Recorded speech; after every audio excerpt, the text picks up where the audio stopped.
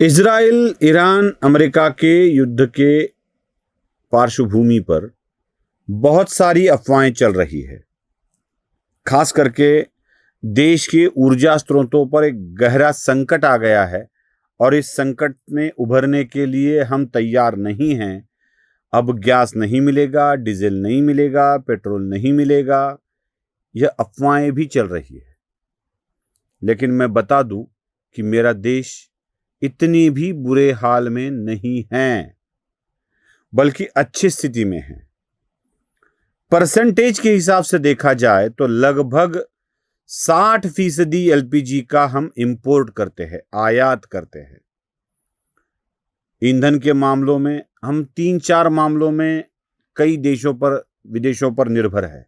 1, fertilisers, 2, oil, 3, oil मतलब crude oil, 3, gas और चौथा है खाद्य तेल। यह चीजें हमें बहुत बड़े पैमाने पर आयात करनी होती है और हमारा देश इस विषय में आगे बढ़ रहा है। क्या सच में हम ऐसी स्थिति में हैं कि पूरी तरह से निर्भर है? क्या अल्टरनेटिव्स हमने कुछ नहीं ढूंढे हैं? तो ढूंढे हैं। मैं आपको पहले बता दूं कि देश में एलपीजी गैस और पेट्रोलियम की किल्लत नहीं हो सकती। प्रधानमंत्री ने एक बहुत अहम बात संसद में बताई। 10-11 वर्ष पूर्व हम इन पदार्थों की आयात लगभग 27 देशों में से करते थे। दुनिया भर के 27 देश जो क्रूड ऑयल और गैस और फर्टिलाइजर्स हमें सप्लाई करते थे। अब लगभग 41 देशों में से हम इसकी आयात कर रहे हैं, इंपोर्ट कर रहे हैं। मतलब साफ है कि अब इतनी वैरायटी हमारे पास है, इतने पर्याय हमारे पास है कि एक के पास संकट आया, दूसरे के पास संकट आया तो हमारे पास अन्य पर्याय खुले हैं, तो हम ला रहे हैं। सबसे अहम बात, 53 लाख मेट्रिक टन का स्टॉक हमारे पास है। सिक्योर स्टॉक जिसे कहा जाता है, रिजर्व स्टॉक जिसे कहा जाता है।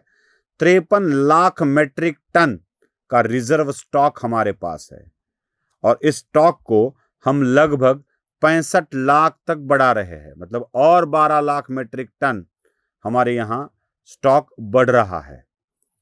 सबसे अहम बात यह है कि ऑयल कंपनियों के पास, तेल कंपनियों के पास एक अतिरिक्त रिजर्व स्टॉक होता है। यह इससे अलग है। मतलब 65 लाख मेट्रिक टन और लगभग सारे ऑयल कंपनियों के पास इतना ही, 1 करोड़ मेट्रिक टन से भी अधिक, 1 करोड़ मेट्रिक टन से भी अधिक स्टॉक हमारे देश में है और यह स्टॉक हमारे देश को चलाने के लिए, युद्ध की स्थिति शांत होने तक चलाने के लिए पर्याप्त है। इसको हम कर सकते हैं। यह पर्याप्त है इसलिए कह रहा हूं। आप कहेंगे 1 करोड़ मेट्रिक टन में क्या होगा भाई?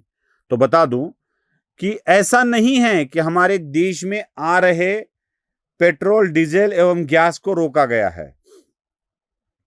लगभग चीन को जाने वाले 5 जहाज भारत में आकर रुके हैं। इससे पहले और आज भी हॉर्मूज की सामुद्र धुनी से भारत में गैस, ऑयल की सप्लाई हो रही है। कोई भी अड़चन उसमें नहीं है। मतलब साफ है कि हमारे यहां स्टॉक में गैस, पेट्रोल, डीजल बहुत भारी मात्रा में है। अब हम पिछले 10-12 सालों से जिस चीज पर काम कर रहे हैं वह क्या है, जरा इसको ठीक तरह से समझना होगा। मैं बता दूं कि भारत में समूचे रेलवे के ट्रैक को डीजल इंजन से चलाने से बदल दिया गया है और हम 100% इलेक्ट्रिफिकेशन की ओर बढ़ रहे हैं। इसका फायदा क्या है?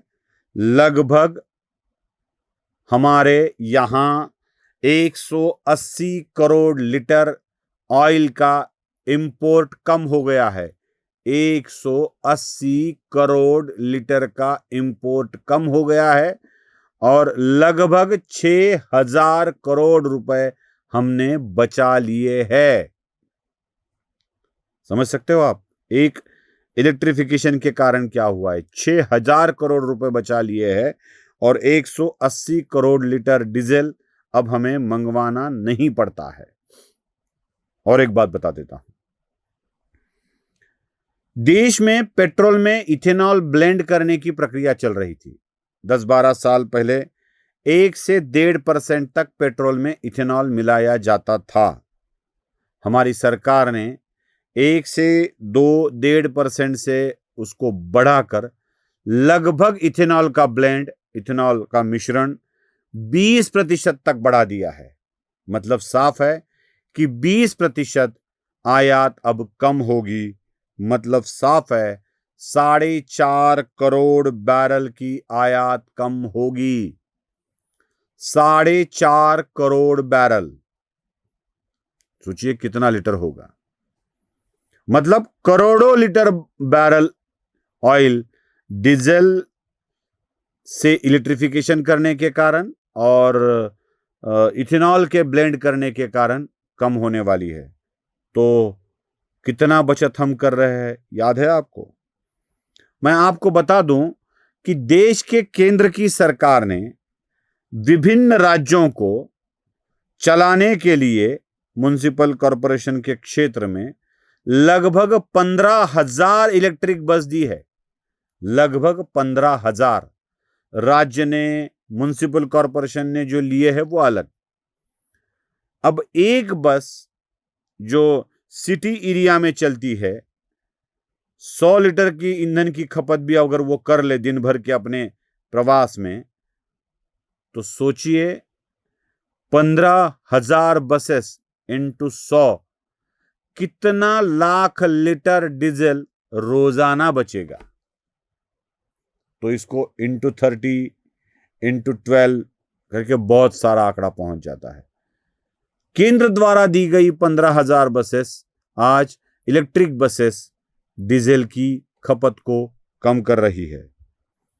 उससे भी अहम बात मैं आपको बता दूं, लोकल ट्रांसपोर्ट में, स्थानीय ट्रांसपोर्ट जो होते हैं उसमें मेट्रो का निर्माण किया गया है। मुंबई, लखनऊ, अहमदाबाद, गांधीनगर, नागपुर, पुणे, इन शहरों में मेट्रो चल रही है। मेट्रो के अगर मार्ग को देखा जाए तो लगभग 250 से 1100 किलोमीटर तक मेट्रो हमने बना ली है। 250 थी, 1100 किलोमीटर की बना ली है।